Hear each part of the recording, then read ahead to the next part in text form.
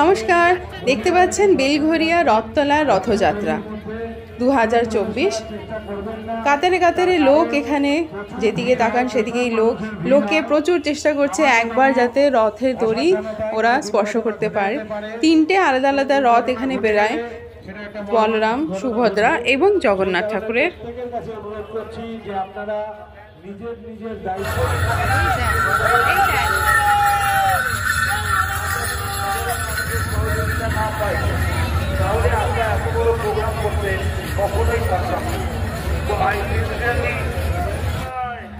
শ্রী মদন মিত্র মহাশয়ও এখানে অনেকক্ষণ ধরেই উপস্থিত ছিলেন।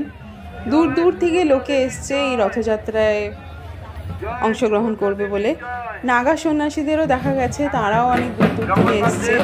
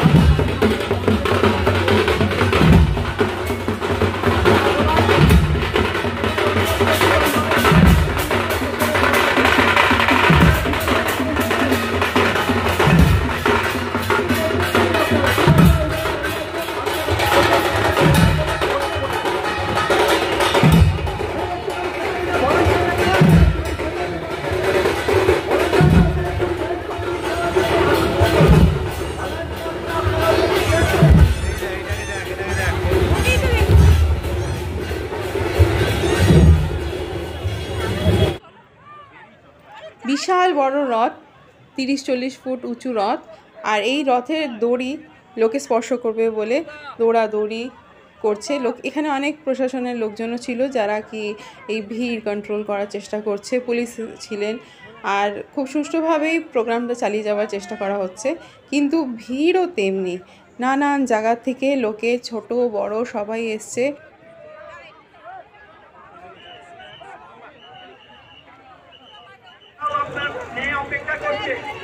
প্রিয়াঙ্কা সাউ আপনার মেয়ে অপেক্ষা করছে। ছবি রানী সাউ, আপনি চলে আসুন মঞ্চে।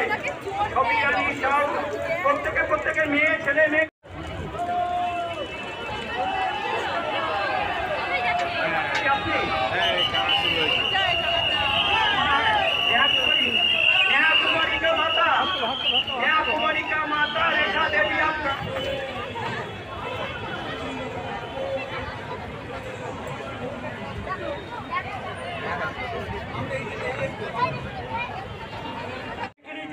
এখানে শ্রী মদন মিত্র মহাশয় বসে আছেন। আর এরকম মঞ্চ অনেক জায়গায় তৈরি করা হয়েছে যাতে কি যদি কারো অসুবিধা হচ্ছে, কারো কিছু হারিয়ে গেলে সে যাতে এসে এখানে খবর দিতে পারে। আর তারপর ওরা অ্যানাউন্স করছে বারবার। আর এরকম ঘটনা ঘটেই যাচ্ছে, কারো ফোন হারাচ্ছে, কারো নিজের বাচ্চা, কারো পরিবারের লোকজন হারিয়ে যাচ্ছে। আর বারবার ওরা অ্যানাউন্স করে যাচ্ছে, লোকে আবার তাড়াতাড়ি পেয়েও যাচ্ছে। বিটি রোডের একদিকটা পুরোপুরি বন্ধ করে দেওয়া হয়েছিল, সেখানে এই রথযাত্রা হচ্ছে। আরেক দিক দিয়ে গাড়ি বাস যা যেমনিভাবে চলে নর্মালভাবে চলছে। আর এই যে লোকে দড়ি ধরে দাঁড়িয়ে আছে, রথের দড়ি টানবে বলে।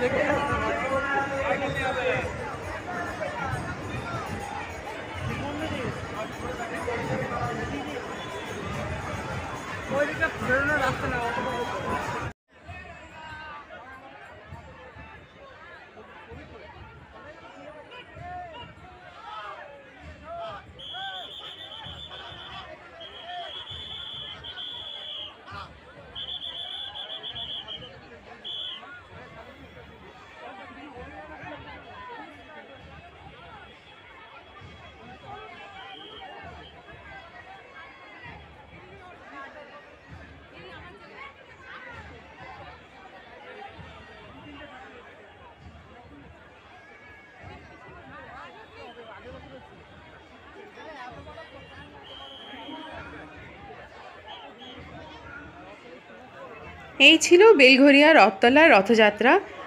জগন্নাথ ঠাকুর চললেন নিজের মাসির বাড়ি, আর এই আয়োজন চলবে ওদের 12টা 12:30 অবধি। রথটা যেহেতু বিশাল বড়, টানা অত সোজা না, লোকের ভিড়ও প্রচুর, তো যাতে কোনোভাবে কোনো দুর্ঘটনা না ঘটে তাই প্রচুর আস্তে আস্তে সাবধানে রথ টানা হচ্ছে, যার জন্যে এটা প্রচুর রাত্রির হবে নিজের গন্তব্যস্থানে পৌঁছাতে।